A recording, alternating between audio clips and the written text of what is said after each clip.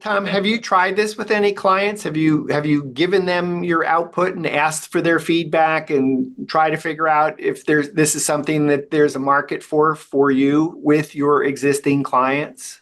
I have. I've given it to maybe 8 or so agents and just threw them in, didn't tell them about it until after the fact.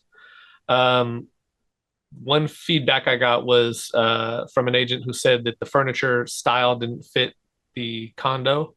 It was a condo right by the beach, and I think I picked modern or standard, and so I ended up picking whichever was coastal, and I think that ended up being better choice, which makes sense. I should have picked that one to begin with.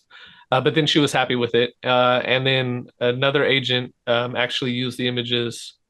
The first agent used them too, but the other agent put them on MLS. I saw them right away when I looked at the house on Zillow. And so I was happy. And I asked him about it yesterday, and he said he was happy with them, and that's why I used them.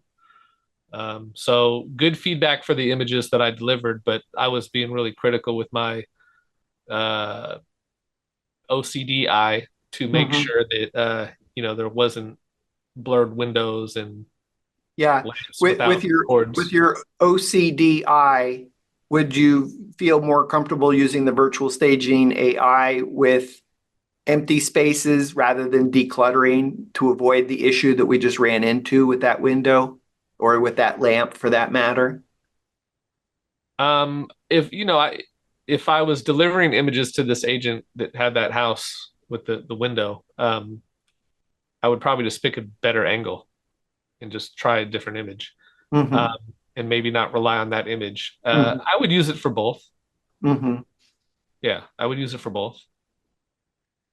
Uh, Cluttered versus non-cluttered. have you had? I heard 8 agents. Were there other agent feedback that you had gotten? No, just the two.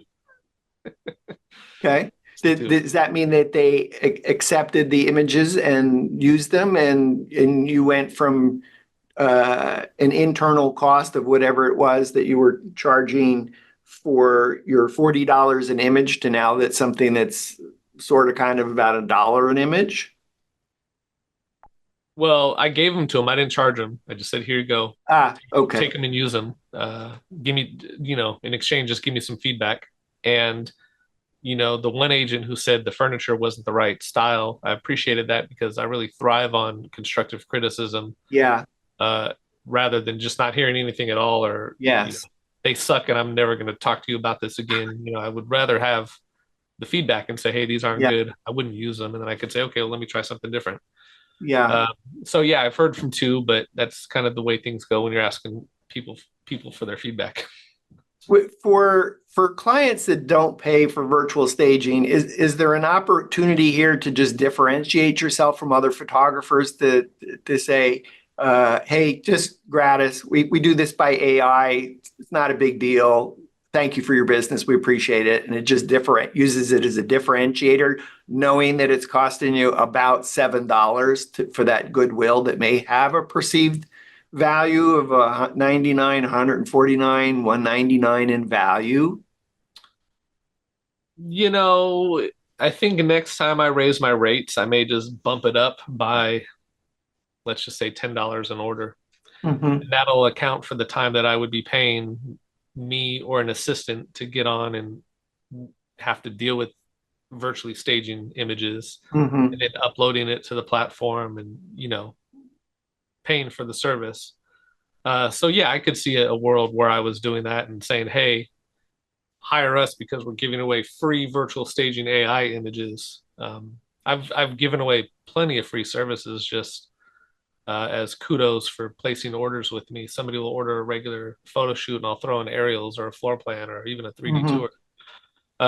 So I could see a world where I'm doing that. I wouldn't, you know, I'm making enough margins and the cost is so low that I wouldn't feel like it's taking money off of my table to do that. Hmm. But I would probably wait till I was able to bump my prices up maybe $10 just to account for that.